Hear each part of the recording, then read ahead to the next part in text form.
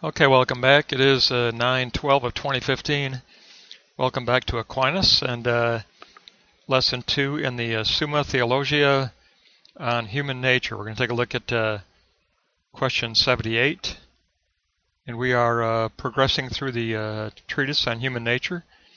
He has added two components to the geometry here. So we're going to take a look at the second lesson. We're going to add the internal sentient powers, and we're going to add the proprium.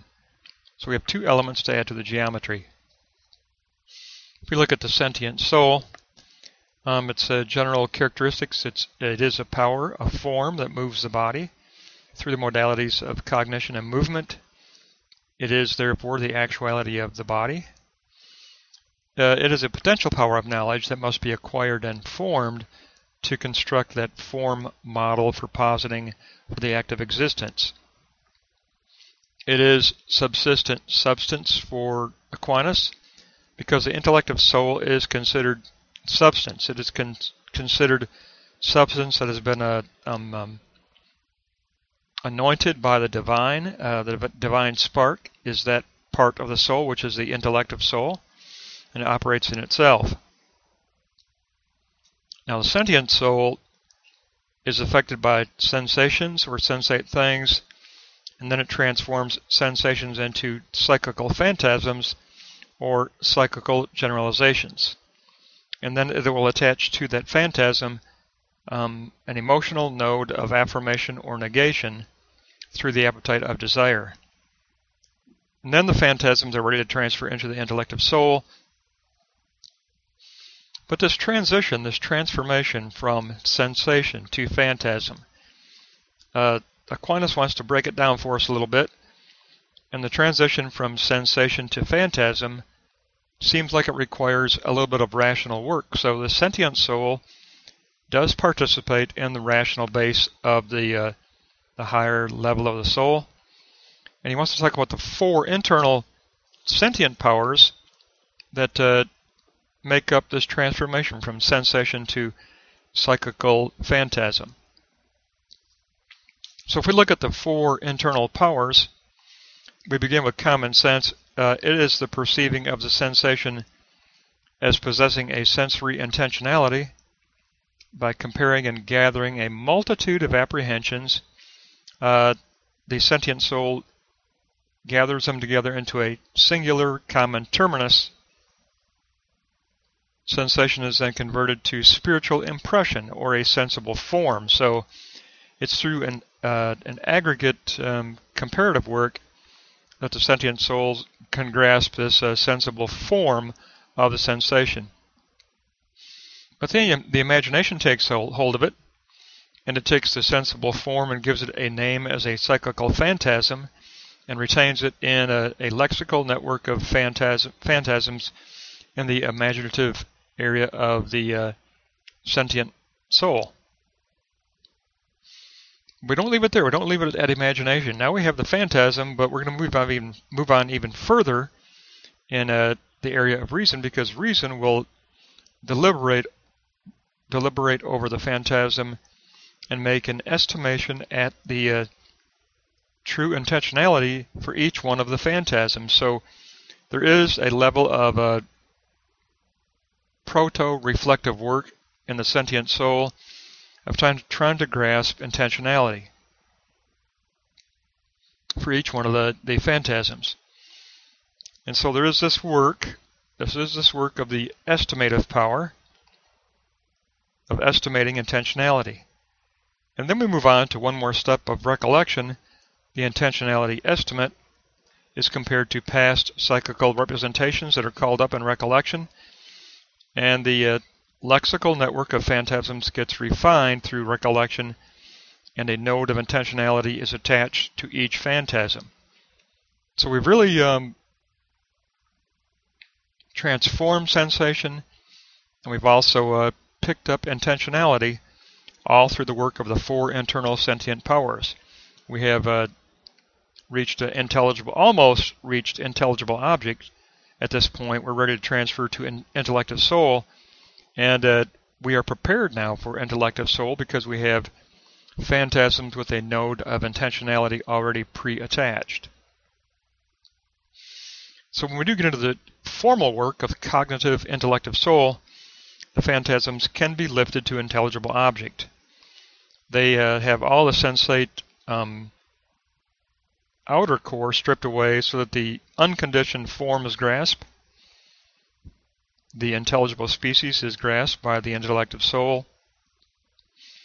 And it wants this intelligible species because the intellective soul is a composite of forming an unconditional overarching form of intentionality that will enclose all unconditional species, and that will be the form for positing of the good that we'll posit in the realm of positing to enact the act of existence. But there is additionally in the realm of the intellective soul the content of return from previous participated in experience and previous acts of existence. They give the intellective soul feedback to refine any kind of internal model construction of ideality. There are four modalities. There's the nutritive, the sentient, the intellective, and the locomotive, which means the soul gets posited through the appetite. So the intellective soul does enlist the intellective principle of a discernment, and it does engage in a self-reflexive work of also defining the self in this work of considering signification and the intelligible, deeper meaning of each one of these psychical generalities that has been lifted up to an intelligible object. We want to raise those to true significations through additional reflective work of reason and self-reflexive work. And then we can reach that point where we can actually lift them as abstract universal names or signs of existential being. We can actually attribute signification to each one of those intelligible objects as a sign of existential being. And now we have a collective, a lexical network of significations that represent existential being and existential import, and we can move to conversation at the Dakunta threshold of the Ecclesia Church, or the dialogue between other selves seeking the aletheia truth. And through dialogue we can refine that lexical network of significations that are existentially important to us. We can further refine them into greater universality, and we keep working on that through an exchange of doxa and enlightenment. Aristotle calls it endoxa and adoxa, in other words, agreement in dialogue and disagreement in dialogue will eventually result in an evolving further refinement of universality, a further universality of signification. And that's why Aquinas can move on to a new area before we reach positing of the proprium, and the proprium is a middle step before we actually get to the act of existence. It kind of is a mediation step between substance and accident. The substance of intellective soul and the accident of the act of existence in finite reality. There's this mediation of the proprium. The self exits the Dakunta threshold with the relevant mark of universality that has been refined out of the significations. It's called the proprium principle, this mark of universality. It is coupled with the substantial significations of existential import in the intellective soul. And so Aquinas tells us that the self becomes extrinsic agent and will actually combine the proprium with the substance to form an accidental form of praxis positing within the actual historical reality.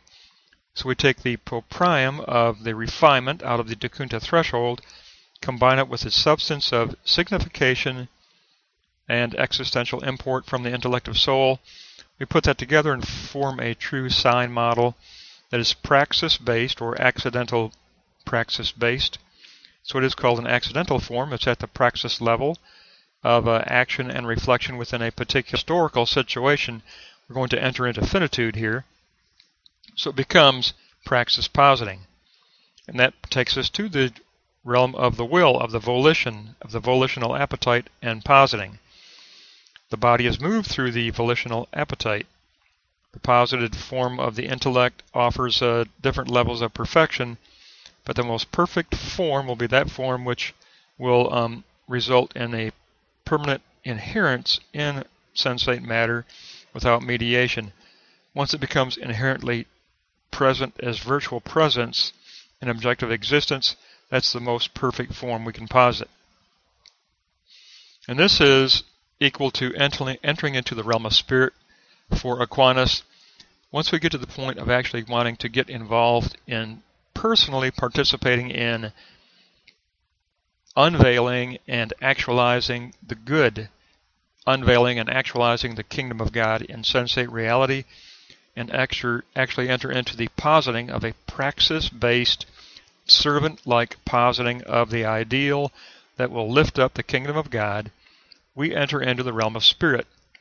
We enter into the realm of spirit with the design of our sign model, which wants to actualize the divine good, which has been revealed to us through the work of dialogue within the church with other selves who also seek the kingdom of God. And then we come out of that dialogue as an extrinsic agent, and as extrinsic agent we compile a true praxis-based servitude form of positing, which combines proprium marks of universality for our signs, that kind of that interrelated unifying universality. We combine that principle with the substance of the actual significations, and we form a sign model as an accidental form model. An accidental form model, we're ready to posit that into external reality as act of existence. And it will become act of existence because once it reaches a level of praxis, it encloses within itself its own inertia to move on to act of servitude, to go out of the self in service and unveil and lift up the good of the kingdom of God. So we got a refinement here. After moving through question 78, we've looked at 75, 76, 77, and 78. So we've moved up through 78, and we have the refinement now of a structure which includes sentient soul, internal sentient powers, intellective soul, docunta threshold, proprium of universal principle of interrelatedness, accidental praxis form, and volitional appetite of positing, and then the act of existence. So we have refined our model. We've added quite a bit of geometry to the structure of the human soul. And that gives us our second lesson on the Summa Theologiae on human nature. That'll wrap it up. We'll pick it up next time after page 77.